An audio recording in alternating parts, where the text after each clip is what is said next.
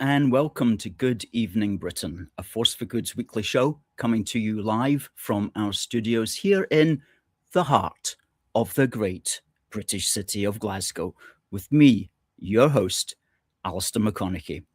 We are broadcasting on all our digital platforms throughout the United Kingdom and across the world. We're bringing you quality, pro-UK comment and analysis every Wednesday from 7 until 8 p.m. on Facebook, on YouTube, on X, and also on TikTok. Folks, please do send in your comments. Please do send in your questions. Please tell us where you are watching from on this January evening. Our 166th episode of Good Evening Britain, and tonight at the bottom of the hour we will have as our guest a good friend of the show, our man on the Mersey, Damien Davies of the YouTube channel CheshireCatMusings. And Damien's always got a lot to say about what's going on. He is one of the Reform Party members down there, or up there, wherever you may be based at the moment, in Runcorn and Helmsby, which is actually the seat of one of the Reform MPs. And so he'll be bringing us the latest on what's happening there, and we'll be discussing with him the latest British politics as well. Always an insightful commentator with a lot to say is Damien Davies. He'll be at the bottom of the hour. Now, folks, please do, if you're watching on X, please just hit that repost button and give us a repost, or give us a quote repost with something like, "Watch this show, it's amazing." And that really helps if you do that. It helps the algorithm to know what's going on. And if you're on YouTube, give us a like, give us a share, give us a follow. Similarly, on Facebook and on TikTok, please give us a like, folks. And Tab from Liverpool says he's watching from Liverpool. Fantastic. Good to hear from you. We are an organisation that supports the maintenance of the UK Union, the Union of Scotland, England, Northern Ireland and Wales. And we've been going since March 2012, Tab. I hope you're down with that. And I hope you know that's what's up, as they say, as the kids say these days. So seriously, let's get into the meat and potatoes of what we want to talk about. And the so-called Scottish government, better known as the Scottish Executive, they held a budget yesterday, a pre-Holyrood election budget. Now, remember that the Holyrood election and the Welsh election also will be in less than 4 months' time, on Thursday, the 7th of May. And it's going to be a very serious election because it's going to determine the makeup, obviously, of the various devolved parliaments. And it might even bring in a new tranche of new people from, well, the big story, of course, is reform. We'll be talking about Damien. We'll be talking to Damien about that at the bottom of the hour, but it's going to bring in, hopefully, some new ideas. In particular, I would like to think that it's going to force the SNP to start talking about properly exploiting Scotland's natural fossil fuels. Scotland's suffering at the moment because we have an executive which doesn't properly appreciate the power that can be generated from Scotland's fossil fuels.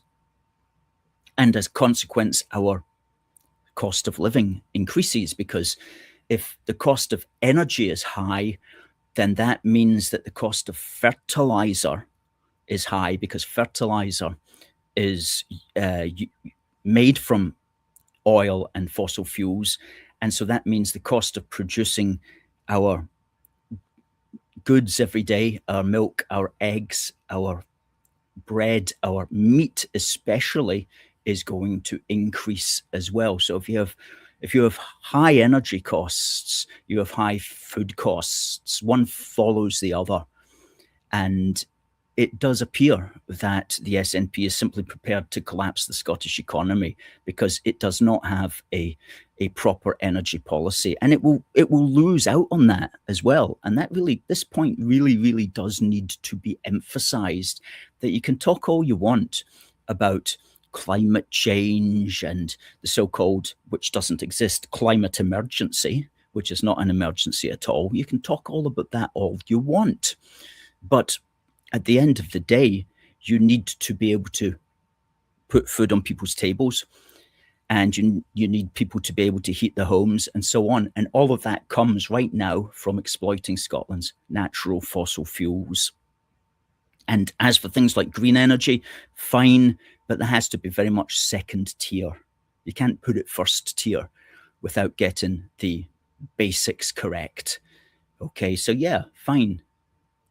Develop green energy all you want, but make sure that your priority is always developing the endless, boundless fossil fuels opportunities that exist, especially around the entire coast of the United Kingdom and indeed in the actual land itself. So that's one thing that they're going to fall down on. The other thing, of course, is their position on open borders. They wouldn't say it like this, but they don't care about border control, and they don't care about replacing the native Scots with basically the rest of the world if it appears to serve the economy, which is to say numbers on a piece of paper. So they're going to fall down on that because for the first time, perhaps ever, they've got serious opposition in the shape of reform. And I should say that we don't support any particular party, but we do look at what's happening out there and we describe it to you, whether people want to hear it or not. You will get the full I'm not even going to go for what the word was I was trying to think of, but the full story basically from us here in from A Force for Good. So let's just say hello to a few people who came in. Oksana was first in tonight, says hi all, followed by Rafa, who is a regular on the show, who says hello everybody here in the channel. The Many Faces of Ego, thanks for coming back in for a second week, says greetings fellow unionists. And also to our man Nick, good evening to you, Nick. And we'll be working with Nick again this year, and we look forward to doing so. And We Say It podcast reposted this stream on X. So folks, if you're on X, give it a repost. Derek, all the best to you in Armadale, and to Fastbuck, and to Catherine, who is in Steps, and Rory. And great to hear from Derek, who says a belated Happy New Year. Let's kick out the SNP permanently. Derek is always an optimist as far as that is concerned. And I hope that your New Year wish comes true for that. I think we're all wishing that particular New Year wish about kicking out the SNP. Absolutely.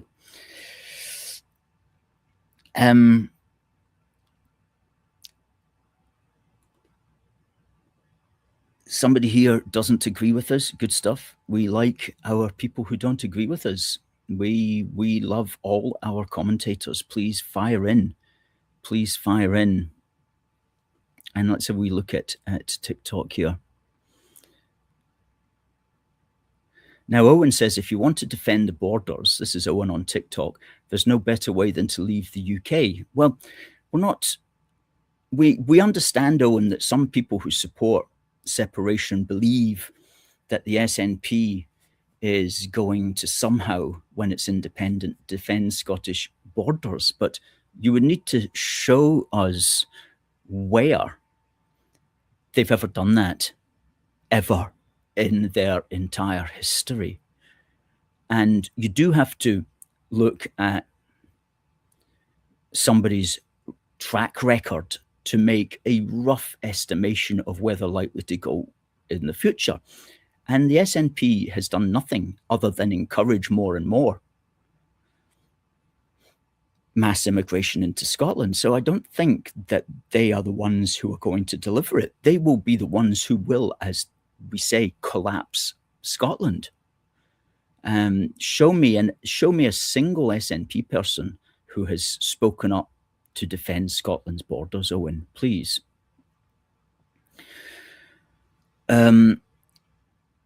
Always About the Money says Scotland is a colony of England. Well, that's an old trope, really. I mean, in what sense do you mean that, really?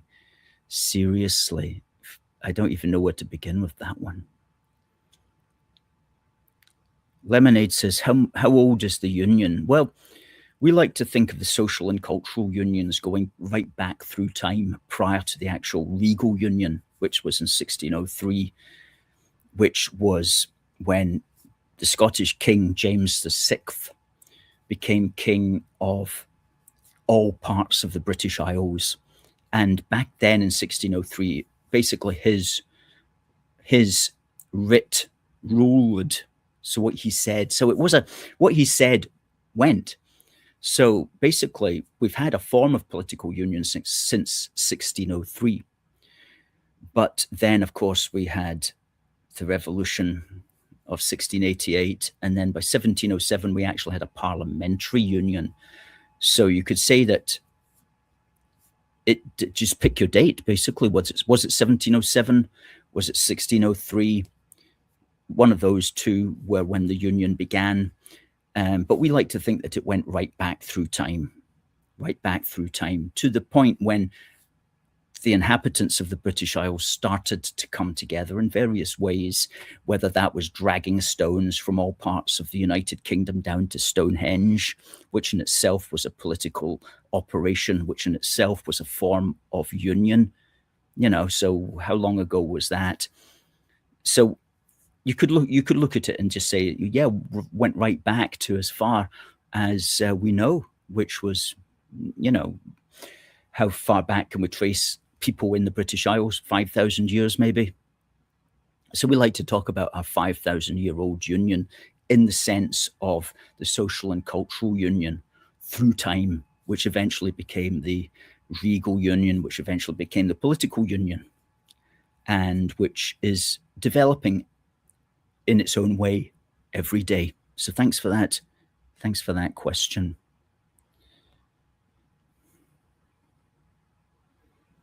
And anybody else with a question, please fire in.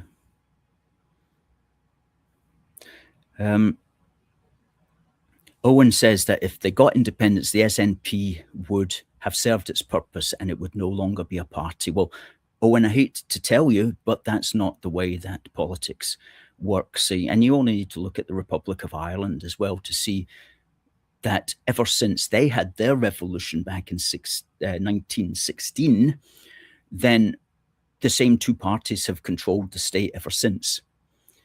And so it's not,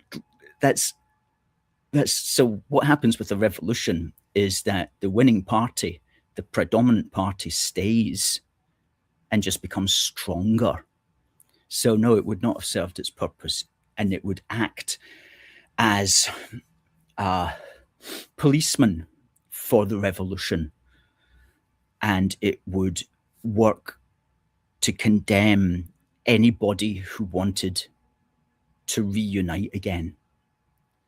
So no, it wouldn't render it inoperative or pointless. It would just strengthen it, and everybody would want a piece of the action, and everybody would join it because they would be the big boy in town.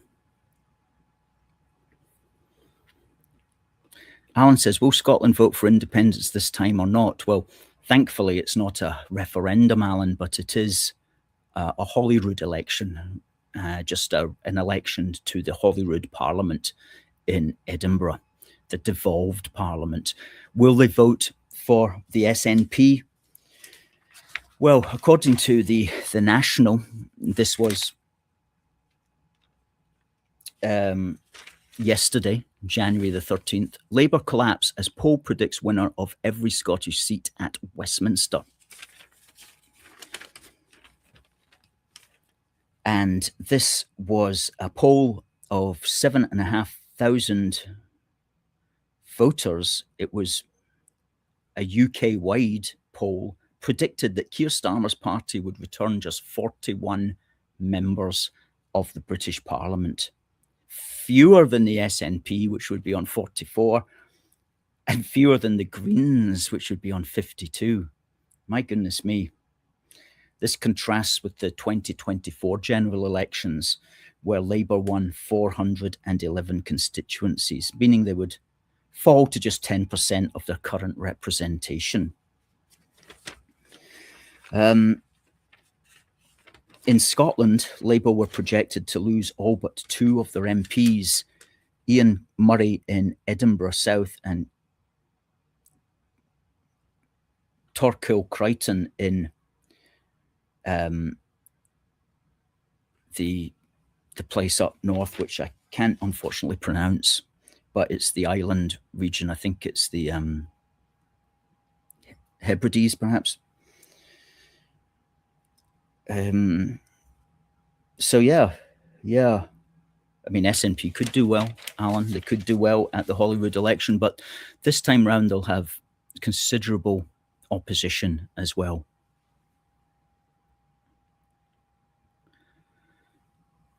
Good. Now, I don't know if anybody has got any comments on the SNP budget. Stephen says it's a total farce with virtually no merit in it. Well, the front of the Daily Mail today says another spiteful SNP raid on Scots strivers.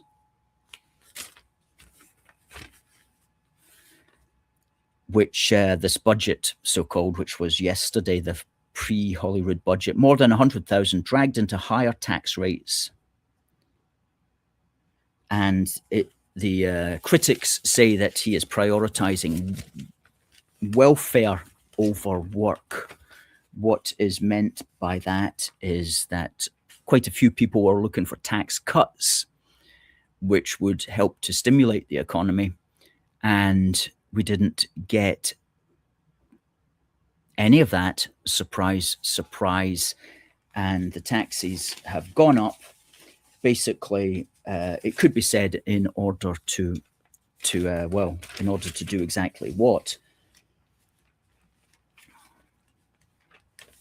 Scottish Conservative finance spokesman Craig Hoy said this budget, like all SNP budgets, is smoke and mirrors, tax and spend, and still prioritises welfare over work, with 650 million extra being spent in the social justice portfolio. The social justice portfolio being, welfare spending and things like that. Well, not to discount that. I mean, welfare spending is necessary. You can't just let people starve. I don't know to what extent there's going to be savings that could be found in that. But what you usually find is that when these government departments try to make savings, they'll make savings on things like, they'll cut the bins, they'll cut the numbers of people who are cleaning the streets that are keeping the place semi-livable. They usually cut the people that we really, really need. Which is the bin men, which is the street sweepers, if they even do that anymore. I was on Great Western Road in Glasgow, big major thoroughfare, a week ago, and I was amazed to see two people attempting, council workers cleaning the pavement. They didn't make a very good job of it because they had like one of these blowers, that blows. They were blowing the leaves into the gutter, and the idea was that the machine coming behind would sweep up the leaves. But I was back up it today, and what a mess they left it in. I mean, just piles of, piles of leaves everywhere and so on. It's just like rubbish. And the other side of the road hasn't been done. So you do wonder what's going on. I mean, I would happily, if they said, Alistair, could you clean Great Western Road? We'll give you a shovel. We'll give you some black bags and we'll just let you get on with it. I'd love to do that job. I'd love to do that out in the weather. Easy work, basically, cleaning up leaves. Great job. Great job. Anyway, it's all beyond us, apparently, in our new AI world. Oksana says, Reform are now a washout with Zahawi. Well, do you know what? We're going to talk about Zahawi because this is an amazingly ridiculous story. We're going to talk about that with our guest coming up at the bottom of the hour, Damien Davies.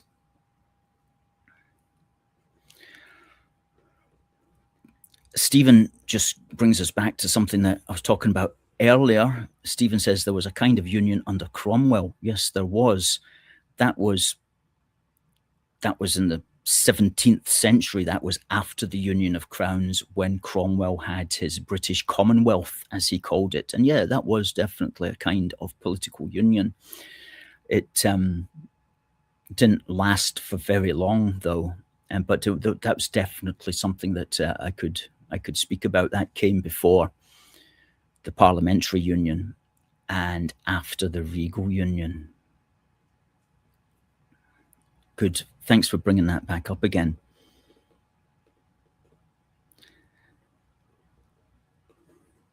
Now, Stephen also says, in relation to what's happening this May at Holyrood, whatever may happen, even if it was an SNP executive, Holyrood elections still cannot mandate independence. And Stephen had an article on that, which was a good one. It's on our facebook.com/UK A Force for Good website. Please do check that one out. It was published, I think it was yesterday actually, about exactly how Holyrood elections can't mandate independence. Mark over here on TikTok says, do you think reform is bad for the union? Had that discussion a couple of weeks ago, Mark. It could be, if nobody in Scotland voted for it.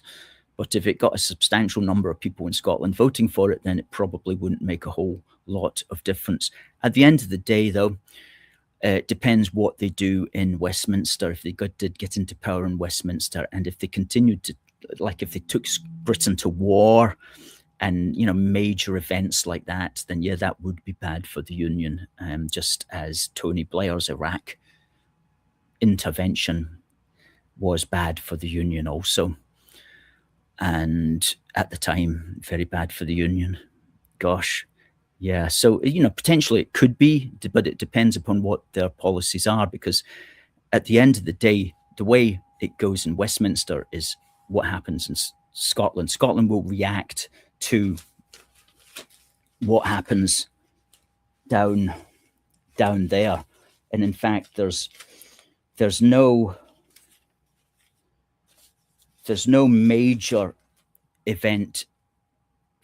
There's no major event that has ever created support for independence in Scotland that's ever happened in Scotland. Any event that creates a drive for independence in Scotland is always a result of an event that's happened in England. You can take that to the bank. That's always been the case. And I read this as well. A Scottish nationalist pointed this out in the national newspaper. And just when I want to pull it out and tell everybody about it, I can't find the actual cutting because I've got so many here. As I say, this isn't GB News. This is A Force for Good, doing the best that we can with what we've got. But there's no major event in Scotland that has ever created a desire for independence. Any major event that's ever created a desire for independence has been an event that's happened in England, usually at the British Parliament level.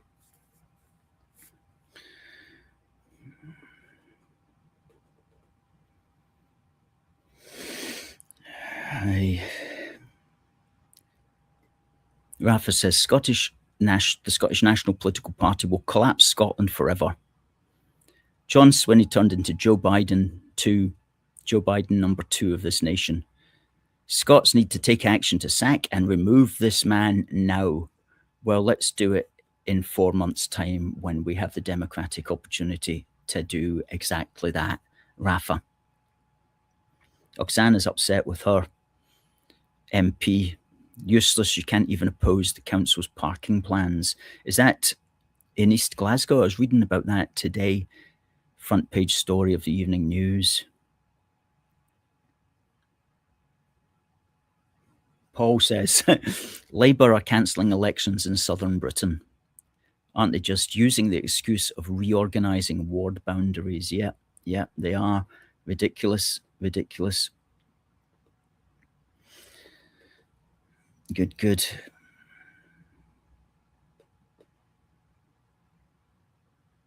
Well, Rafa wonders if the Tory leader is a good candidate for the First Minister of Scotland. Well, we'll reserve judgment on that, other than to say that, unfortunately for him, unfortunately for Mr. Findlay, he's not going to be in the running for that, is he? Although if there was a coalition, perhaps he might stand a chance of being like a deputy or something like that in a coalition cabinet. But certainly he's not going to be First Minister, certainly not unless something amazing happens in the next 4 months. Yes, Oksana says it's the parking scenario in the east of Glasgow. Good to see Slimian back for another episode. Good. Folks, we have got our man coming up. Damien Davies.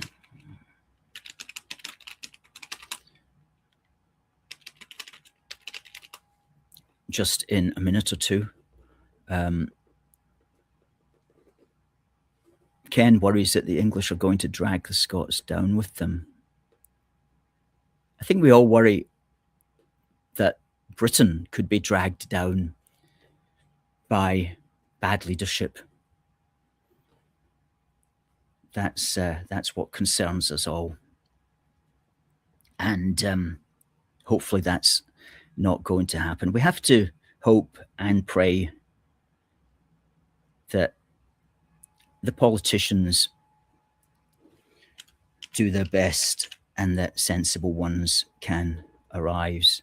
But, politics is a difficult game, and you can't please everybody all the time. And sometimes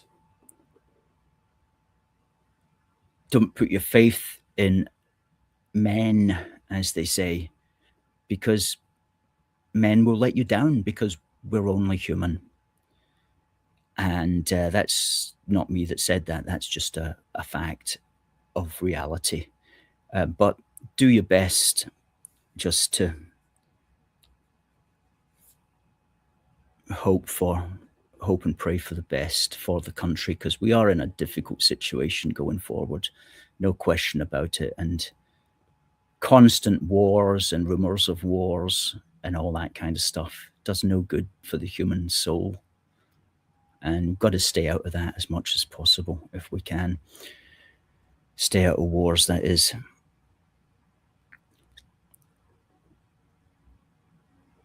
Because we never benefit. I was thinking about it today. Our country just never benefits from these international conflicts. Never benefits. Like, literally, how do you and I benefit? We don't. We never benefit. The country just comes out weaker, whatever it does.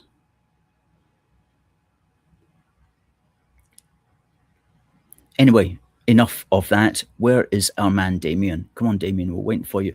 Now, folks, on TikTok, we are going to have to leave you because we're going to be speaking to our man Damien, and you won't be able to see him here on TikTok. But thanks very much for all the questions. Ken, yes, we agree with you. We do agree with you on that. And the UK, he says here, is the American lapdog. Well, American Israel lapdog, certainly, and we always have been. But we'll have to see how we progress on that going forward. Now, we're going to have to say goodbye to you all on TikTok. Please do, if you want to see the rest of the show, go over to youtube.com/UK A Force for Good. Okay, saying goodbye to our TikTok people.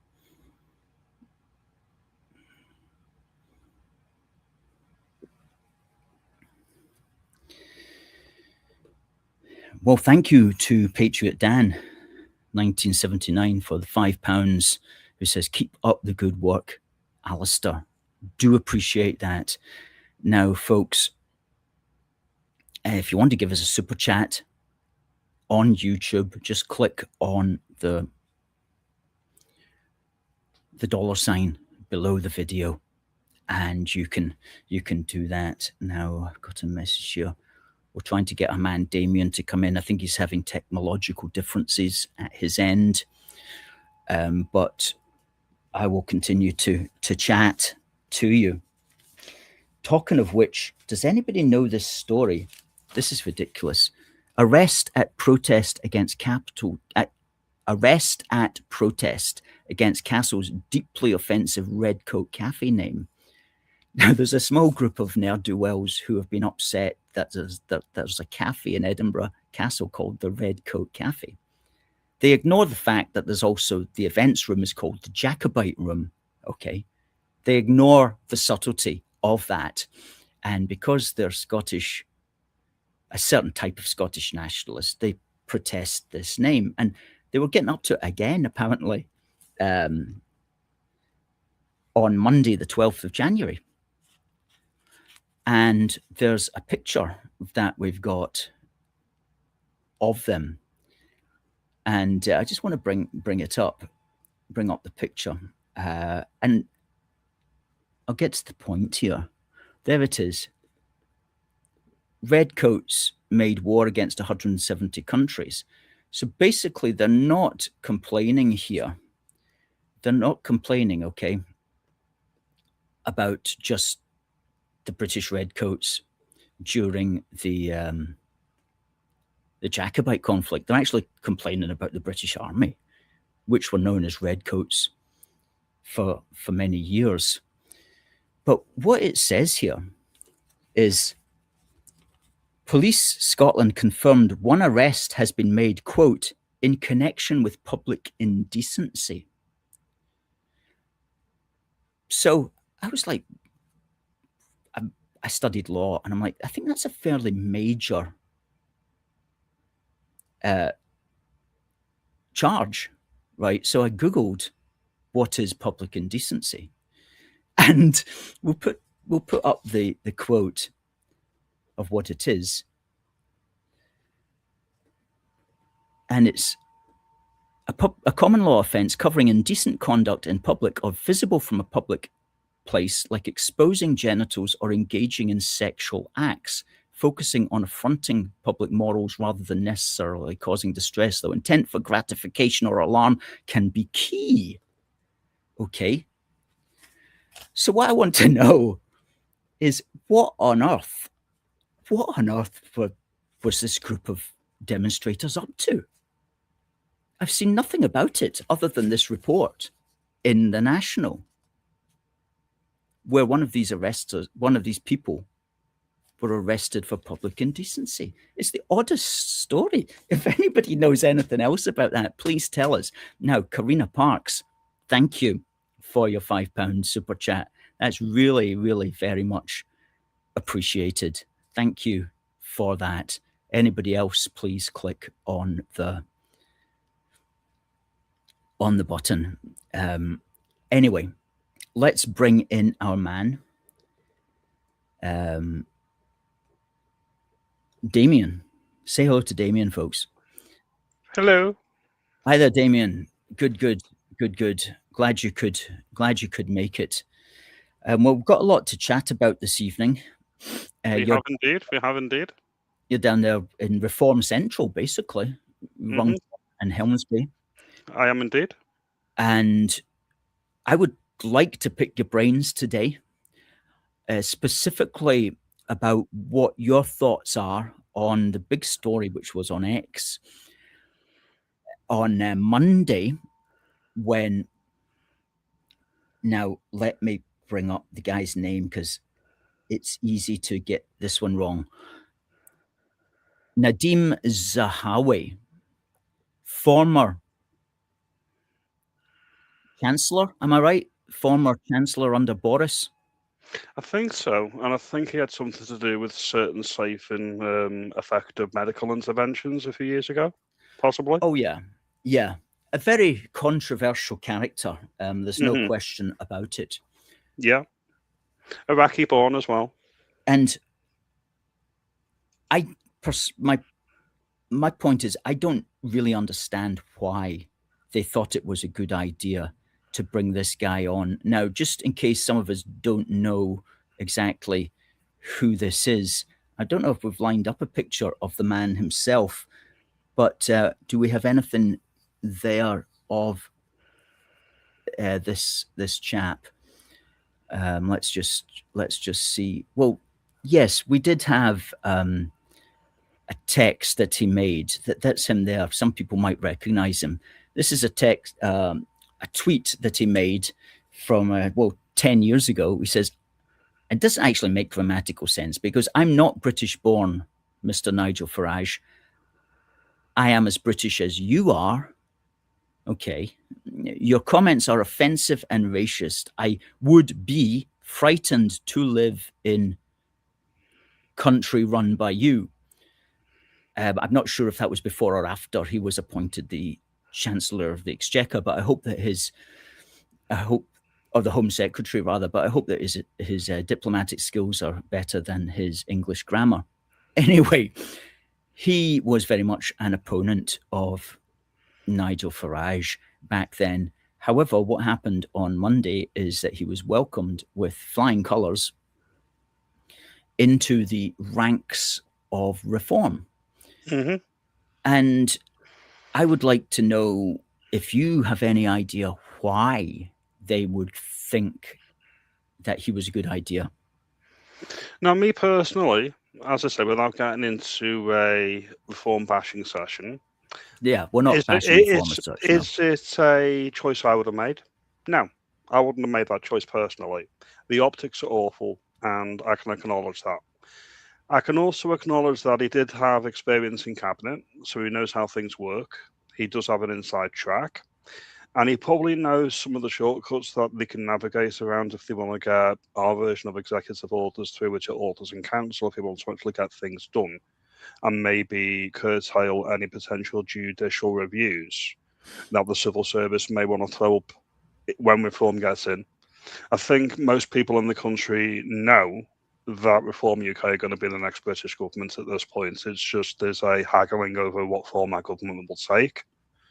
And that's pretty much the go. In my view, the Tories aren't getting back in, Labour aren't getting back in, the Lib Dems, who are they? And I do literally think it's the reform show.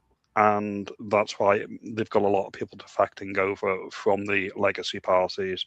It's not just the Tories, by the way. They're getting defections from the Lib Dems. They've had defections from the Greens. So it's pretty much everyone's jumping off the sinking ship. So strategically, the optics are piss poor, pardon the language. It's awful, and I can't even try to justify it.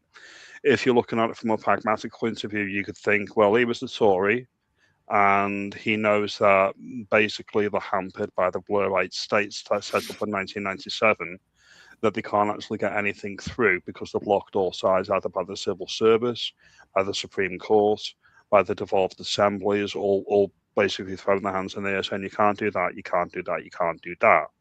So they're of the mindset that most of the devolved not the devolved institutions, but most of the Blurite institutions, whether that's Ofcom, whether that's the OBR, whether that is the Online Safety Act, whether that is the Communications Act, Online Communications Act, I think of the early 2000s, anything essentially that Tony Blair had his greasy fingerprints on needs to be removed.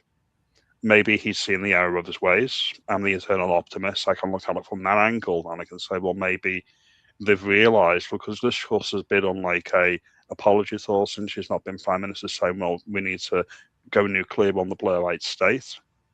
Now, a lot of people are kicking off about the optics of Nadeem Zahawi coming over. I'm more concerned about them revealing their hands so early into this parliamentary cycle. They've actually declared war on the Blairite institutions, and they've actually said, "We're coming for you. You're going to be abolished when we get in." And that gives the blob, the civil service, and the establishment chance to try and fireproof it, and to try and stop the reforms that are actually needed to make the country work again. And let's not forget our old friends, the UCHR and the Human Rights Act of 1998. Those need to go as well. It's just, that's the mistake. Everyone's focusing on Nadeem Zahawi as he's the big mistake. And yeah, optically, it is really bad. But I've argued this on my channel as well. The actual story that people are overlooking is they've declared war on the Blairite states, and they've actually declared their intention. I think that was a strategic error. That's just me. Interesting take. Are you saying there that you think the appointment of this chap is part of a war against the Blairite state? And Yeah. if so, how would he be useful in that effort? Well, he's got a foot in government. He knows how it all works, so we may potentially know of routes and off ramps, political shortcuts to get things through. Because Nigel Farage, lest we forget that he's new to Parliament. He's been in the public eye for 30 years, but he's going to become an MP in 2024. What parliamentary experience have they actually got in terms of getting things through? The only person who I was really impressed with under the last Tory government was Danny Kruger. When he defected over from the Tories to Reform either late last year, I'm quite impressed because he was one of the new intake from Boris Johnson's election in 2019 that talked a lot of sense, but they were obstructed.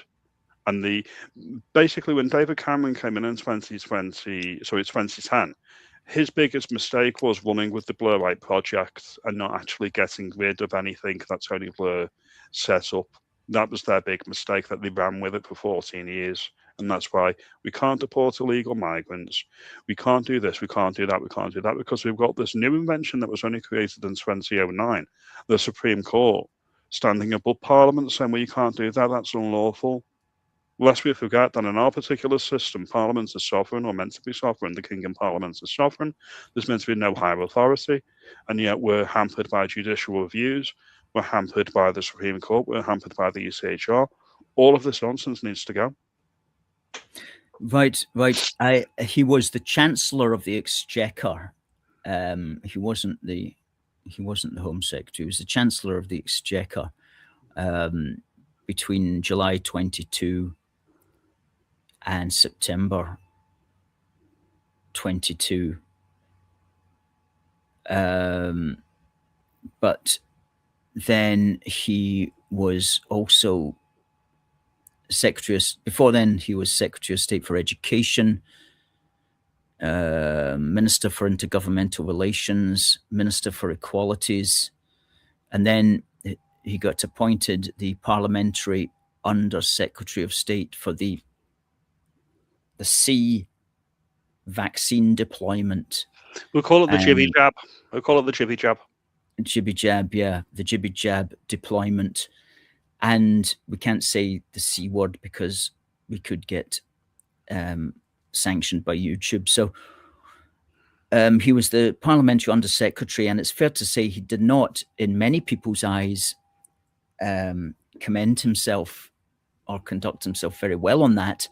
A lot of people to this day don't like the fact that he did it and consider what he was doing to be quite totalitarian, because he was the one who wanted and really kind of enforced young people 12 and over to get the jibby jabby. And for many of us, myself included, that was just unacceptable behavior. Me personally, we're not even in danger. I agree. It was a governmental overreach, and we know all about governmental overreaches under 2C IKEA. So I would completely agree with that. But you can look at that on the macro level, on the broad scope on what reform is doing, and you can have concerns. That's perfectly natural. People can be afraid. You should be afraid. I'd be afraid of another government of Keir Starmer, to be honest, or this Labour government. That scares me more. So it's right that we have concerns. It's right that we can have these conversations. And dissent is normal. Dissent is it's a natural thing that we should all be doing. So when people complain about certain, I don't even want to say mistake at this point. We'll have to see how it plays out. Certain decisions that the leadership of Reform are making on the macro level, we can all have concerns about that. And as I say, that's perfectly reasonable. What I can say from a micro level, because I'm actually in a Reform constituency, is that my MP, Sarah Pochin, is a breath of fresh air. She can go on national TV and she can say that people of colour, ethnic minorities, are disproportionately represented in the media. I don't know if you remember that story from a few months ago. Yeah. She can actually, mention that she doesn't want migrants in her constituency, illegal migrants. She doesn't want accommodation in my constituency, Buncombe House, be given to migrants. She's visible in the constituency. She's responsive, i.e., she actually answers emails and letters that are sent to her. And she is very, very public with right-leaning tendencies, which is it's a joy to behold, especially if you're in a red wall seat. She's the best MP that we've had for 50 years. And I can look at all of this and say, yeah, you can have these concerns on a national level about what Reform's doing. But on the microcosm, when you factor it down, politics is meant to be bottom up, not top down. So my voice in the Runcorn constituency in a Reform seat, this is the voice that people should be listening to, in my opinion, because this is a real testimonial to the difference that a right-leaning MP can make. Lest we forget, the way that our party political system is, my previous MP, Mike Amesbury, and my previous MP before that, Derek Twigg, they would never respond to your concerns about immigration or anything like that if it's away from the party line, because they would lose the whip. They would not be selected at the next elections to represent Labour again. That's how they maintain party discipline. That's how they just think, right, if it's not a pet project of mine, I'm not going to speak out about it. Your classic backbench Labour MP or any MP, if it's not something that's been pre-approved by party leadership, they won't even speak out about it because they will lose the whip and they'll be deselected come the next election cycle. People don't think about these things, so people can have these major concerns about Reform. And as I say, that's right. We've got 3 years till the next election, of course. That's perfectly reasonable. But from a micro level, from a bottom up level, she's the best MP we've ever had. Oh, yeah. Yeah, absolutely. I think people looking at the responses on X anyway, and one shouldn't always take X as in any sense reflective of everybody in any way, but it's certainly instructive to an extent, generally speaking. I would say maybe 10% of the public use X, so you can take it as 10%, maybe 20%. You can say, right, okay, all right, that's an opinion. It's not the opinion. It's a opinion. You can remember that many people are plugged into the interwebs and many people are plugged into online. Many people aren't. Many people still trust the ITV or your STV and your BBC and your Channel 4s. Very much so, very much so. And at the end of the day, how many people know who this Zahawi fellow is? People like you and I know because we're political, we're keen on politics. We're political junkies, let's be clear. Political junkies. And of the political junkies, how many of them take the view on Zahawi that we do, especially related to the jibby-jabby carry-on? Probably a minority of them.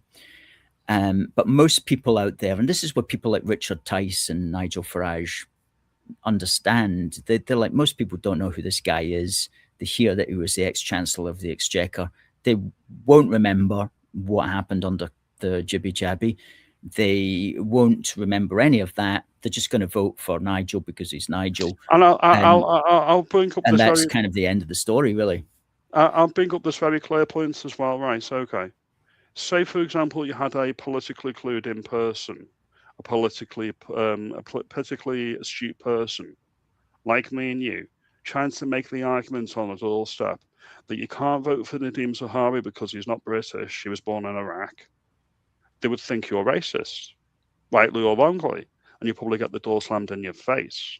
So you can look at it from that angle. There may be a argument to be had about British people, i.e., English, Scots, Irish, or Welsh people representing their own people about demographic replacements. But how much of that is actually filtered into the public conversation to the normies, to your boomers, to my mum or my auntie that's not on X? If you turn around and say to them, right, I don't like him because he's brown, we can't vote for him because he was a Tory, they might just switch off, and you can look at it from that point of view as well. And they're like, all right, oh, you're the racist uncle, are you? Okay. It is true, though. I mean, most people, whether you accept it or not, they tend not to vote on those issues. Like, they tend not to vote on race or religion issues. Unless you're from the religion of peace. Yeah, the religion of peace. Even then, you'll get a lot of people who vote for you as well. So they'll just tend to vote for what the person goes under, whether that's Tory, Labour, Reform, what have you. And but there's an interesting point. I mean, because I thought, well, what's Reform got to offer? What's Zahawi got to offer? And he's not bringing any celebrity or glamour, really. He's not bringing any great intellect or charm or eloquence or academic history. You know, he's not bringing out any of these things. He's not even bringing in any supporters. I mean, he's not even bringing in the Muslim vote, for example. He's not going to make any difference to whether Muslims vote for Reform or not. I can't imagine anyway. So what is he bringing Reform? And I thought, well, it must be access that he's bringing. Access either to money or to diplomatic avenues. And I think you nailed it there when you said basically he understands how government works, and he can maybe help the Nigel Farages of this world carry out some kind of cleaning of the stables as far as the civil service is concerned. I think that's the optimistic view. That's the only view that makes sense that I've heard. So that you could be onto something there. I mean, there was a post. I mean, there was a story a couple of days ago that basically stated that the civil servants would be uncomfortable following instructions from Reform UK, and there would be mass walkouts. They would have to resign. And to that, I would say, well, I wouldn't want you to do anything you feel uncomfortable with. Here's your severance package. I'll see you later. It's as simple as that. The civil service is meant to be impartial. They're not there to have a political opinion. They're there to implement the will of the government, the elected government. You know what I mean? They've got no business saying, well, we're trying to pressurise any government of any stripe to say we're not going to implement, or we wouldn't feel comfortable implementing what you're telling us to do. That's not their job. Their job is to do what they've been told to do. Mm-hmm, mm-hmm. So there could be a mass clear out of the civil service. The civil service could be shrunk right down. Danny Krug has been very clear on this. At the moment, two of the most powerful people in the country are people that you probably never heard of, and that's the private secretary to the Prime Minister and the private secretary to the Cabinet. They actually deliver pre-approved and pre-prepared speeches to Cabinet. They don't take the decisions that they should be taking for the country anymore. So essentially, they go out, and when the parroting lines like diversity is our strength, don't look back in anger, yet another terrorist attack, blah, blah, blah. That's all pre-approved by the deep state, by the permanent bureaucracy. What Reform actually wants to do, and they actually mentioned this when Danny Kruger came on board, they want to make those positions political appointments rather than entrenched in the civil service. It'd be very similar to what Trump's done in America, meaning they have to take direct instruction from the Prime Minister of the political stripe. We've not had that since 1997, where the civil service are actually delivering what they should be delivering, which is the will of the electorate. So even if they get through some of these minor issues if they get through some of these minor issues, major reforms through, like making these political appointments, that is what I'm focused on. People are getting bogged down with the minutiae of, I didn't like this, I didn't like that. I can think more big picture. If they get rid of the Supreme Court, restore the law lords, make these political appointments, slim down the civil service, maybe curtail the most excesses of devolution, leave the ECHR. If they can get all of this through, Farage, for all his faults, would be one of the best prime ministers we've had in a good long while. It's that would be true, absolutely. If they could do that, it would be fantastic. And at the moment, is they are the only game in town, really. And I've mentioned this on my channel as well. It's about viability. Show me another vehicle with momentum. People look at Advance UK, maybe UKIP, Homeland Party. Some people know what that is. I didn't until a few months ago. And it's like, have they got the profile and the visibility to actually get in? I would say no, not currently. And that's not a slight against Ben Habib. He makes all the right sounds. He's articulate. He's the example of an assimilated man of foreign ethnicity that has actually made a contribution to Britain. All these are positive things. But tell Joe Public on the street who Ben Habib is, and they're like, who? What? Who's that?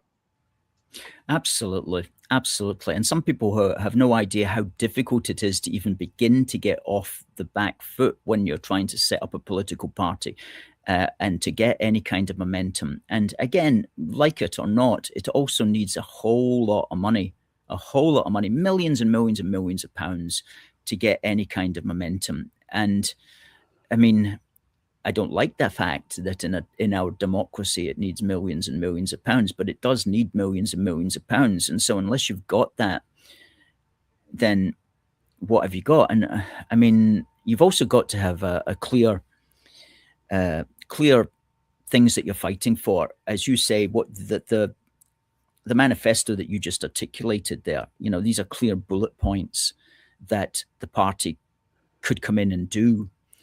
And do the other parties have clear bullet points about what they intend to do? They've specifically said they are going to war with Tony Blair's managerial state. They've made specific announcements that they want to make ministerial appointments of the permanent secretaries of the cabinet and the prime minister. They need to be, and probably the head of the civil service as well. There needs to be political appointments, so they're in hock to the government and not the entrenched bureaucracy. Because at the moment you've got the civil service and their biggest aim is to protect themselves. It's not to deliver what the government's been elected to deliver. That's a secondary or a tertiary issue for them. They're there to preserve the Blair legacy, and that's what needs to be challenged. And that's what they've said they want to do. And as I say, they've also said that they want to slim it right down. And these are all things we can get on board with. Leave the ECHR, deport the illegals. All of these things are what people on the right have wanted for decades. So as I say, that's what I'm focused on at the moment, because they've made declarations of intent. Declarations of intent, exactly. That's true. Whether they can get it through, let's hope so. But certainly there's... Well, this is the thing, as I've mentioned previously, Alistair, King and Parliament is sovereign. That is, the Prime Minister can get anything through with political will and a disciplined party with a majority. Exactly. So when the Tories, when they got the 80-seat majority under Boris, we can't do this, we're not allowed. No, I call bullshit on that. That is about party discipline. You needed to get all of the Lib Dems out of the Tory party, and you might have got some of the stuff through. Yes, if there had been any intention of getting any of that stuff through. But yeah, the old parties have really kind of disgraced themselves. So we're going to have to see. Getting a few good comments coming in here tonight. Quite a few coming in. Let me just see. There's one or two that I wanted to read out. Derek says, great show, guys. Great show and debate again. Thank you, Derek. Thank you, Derek. Now, what others? Quite a few to have to scroll through.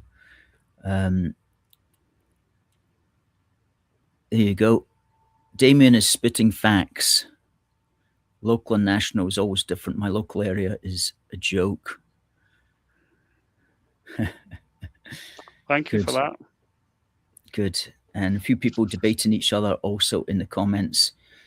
As Catherine says, yes, there must be a reason why Nigel nabbed him. Otherwise, why would he bother? And I think we've heard at least a reason that makes sense to me from Damien tonight. Derek wishes you a happy new year. Happy New Year, Derek. Thank I you. hope it's Thank a you. productive one for yourself as well, Damien. I'm sure it will be. You've got a very good YouTube channel, which just as we end the interview, the chat here, will just bring up it. It's at youtube.com/at CheshireCatMusings, all one word. Somebody on my channel today actually wanted to know what the name of the channel is about. Cheshire Cat Musing. Oh yeah. Why?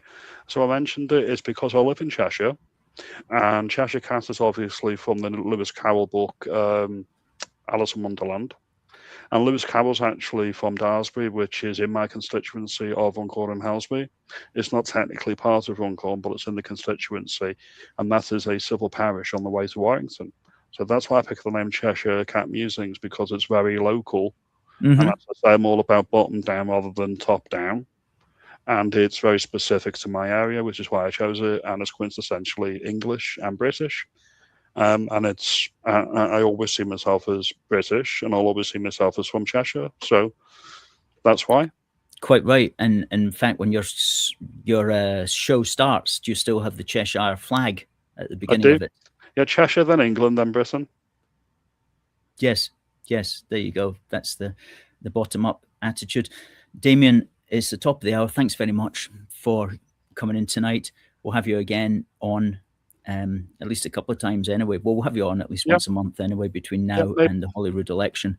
And the English Council elections, of course, which are happening on the same day, 7th of May. Well, hopefully TCK won't cancel them all. So hopefully. Yeah. Good. We'll see what happens, but yeah, definitely. Well, when we get closer to your local elections or your assembly elections, I'm sure we'll get into that discussion as well. Totally. Okay. Until then, thanks very much, folks. Let's say goodbye to Damien. Good night. Thank you.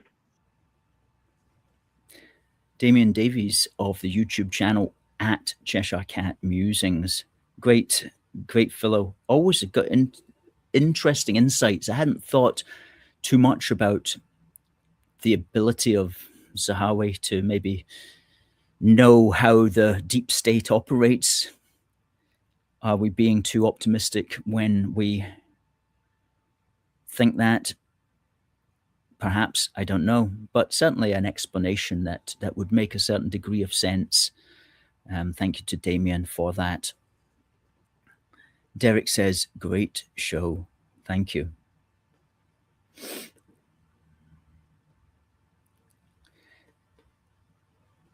Right. Good. Okay, folks. Well, we will be back next Wednesday at 7 o'clock. And we'll have another guest also next Wednesday. Looking forward to that. And until then, let's wish for the very best for us all. And it just remains for me to say, God bless the United Kingdom and God save the King. See you next week.